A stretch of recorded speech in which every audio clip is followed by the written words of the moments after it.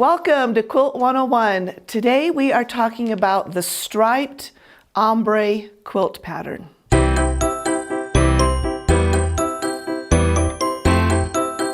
Today's quilt is the Striped Ombre, which is this right here we have hanging behind us. So this is the pink raspberry colorway. Yeah.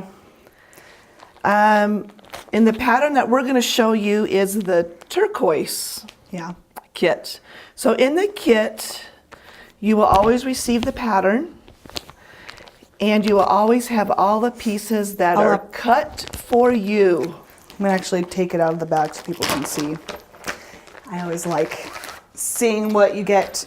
So we have the pattern that is included. We also have the fabric already cut and ready to go for the front of the quilt. We have the backing cut to the size that you need. Remember, these are all your choices. Yes. So you will choose the color, you will choose the backing, and the binding. Yes, and then it also has the binding that are already cut into the 2.5-inch strips.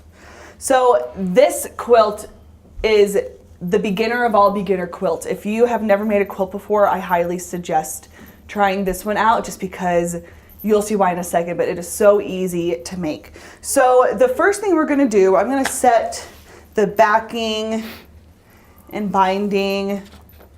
I know this pattern by heart, so I don't even need to look at that. So I'm just gonna move all this. And so how we start this, and Mom, if you wanna help me, like open all of these fabrics. Okay. So because it's an ombre, you're gonna first lay it out. Do you want it all the way open or just halfway? You just halfway is fine. Okay. Normally you would lay it all out. Because of space, we're just kind of doing it in half, but you'll get the idea. Yeah. So first you're gonna lay it out into like the ombre pattern, and so lightest going to darkest. And the nice thing about this is they're just straight lines. There's no seams you have to match up, nothing. I mean, there's literally 1, 2, 3, 4 like strips you have to sew for the entire quilt top. So I'm telling you, it is the best. Like, it is so easy.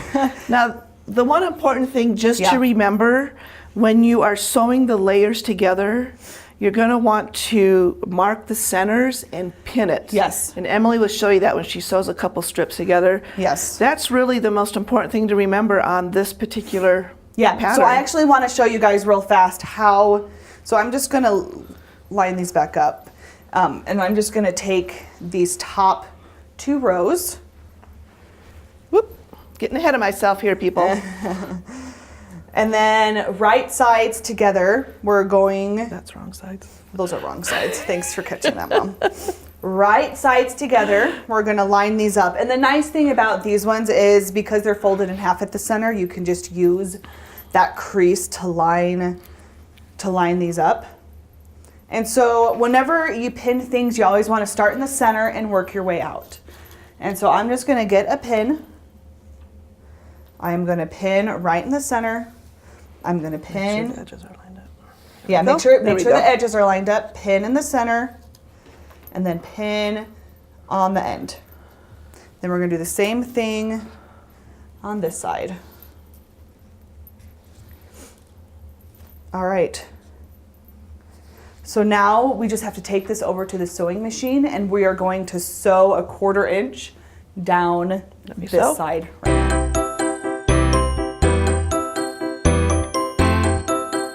So a normal stitch length is about 2.5. So if your machine has that, that's usually what we do the piecing with, is the 2.5 stitch length. So you're just going to stitch along. And then as you're stitching, make sure your iron is heating up, because this quilt moves really fast and you'll need to have the iron nice and hot as soon as you're done sewing up these seams. You just kind of double check it as you go. When you get to the pin, some machines will sew over pins. I don't particularly like to. I have actually broken a couple needles sewing over pins. I have done the same thing, and it's not fun, especially when you're in the middle of a project and you realize that you don't have any extra needles around, then you have to wait until the next business day to buy them. Yeah. So sewing actually goes pretty quick. You can actually speed this up a little bit.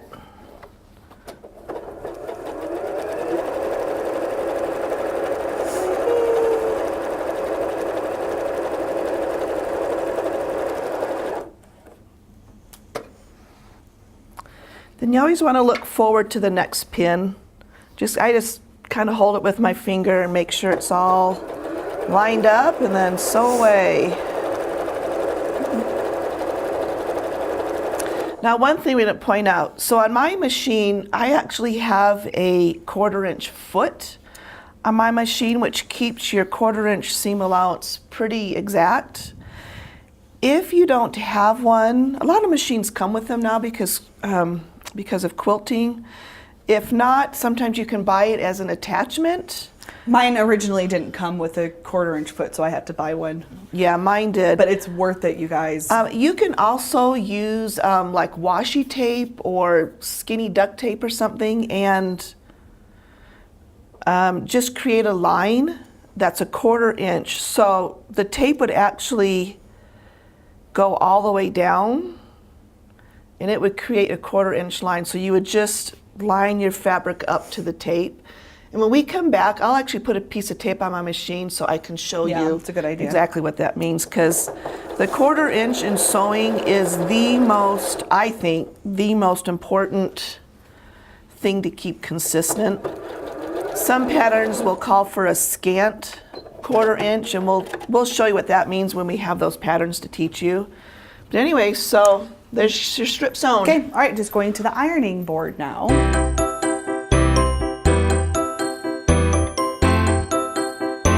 So the first thing we're gonna do when we iron is we first need to set the seam. And so we just need to lightly run a hot iron across the seam.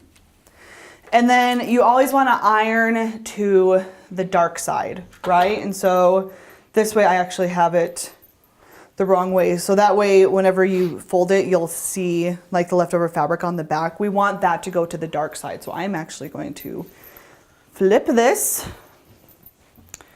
And then to iron this, it's really easy. I just hold this at a 90-degree angle, and I just iron straight back, making sure that, Mom, what's the word for this called? Seam? Seam. The seam is being pressed to the dark side.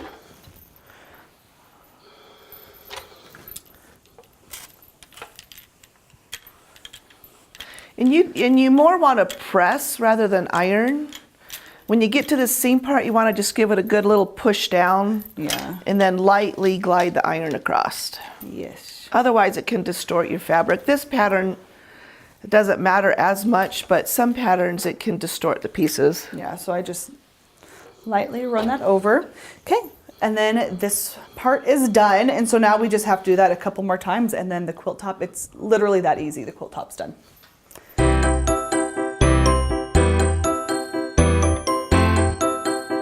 So through the magic of television, I have already sewn up the next row. And for this one, I find it's easier to sew in sets of 2. So you sew the first 2, so rows 1 and 2, and then you sew rows 3 and 4 together. And that way you can just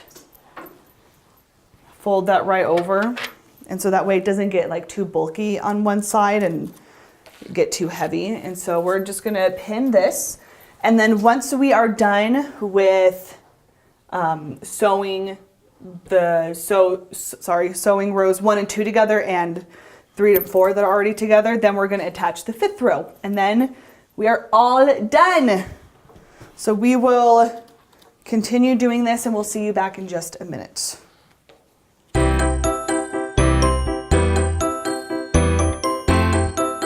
All right, so I talked about using washi tape for the 1/4 inch seam allowance.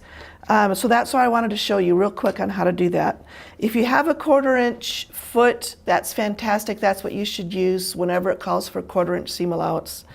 Otherwise, if you buy a little roll of washi tape at the store, you can use that. So how you do it is you put your needle down and you measure You put the measurement right at, now I actually have my foot on, so let me just pop that off, then you might be able to see better. So you'd put the 1/4 inch right at the needle, and then you would line your tape up right alongside of it, so that as you sew, it creates a line for you to do that 1/4 inch. And then you would just want to put the tape straight down to the end of the machine, and that would actually help. So then as you sew it, it actually helps you create that 1/4 inch foot, which is fantastic.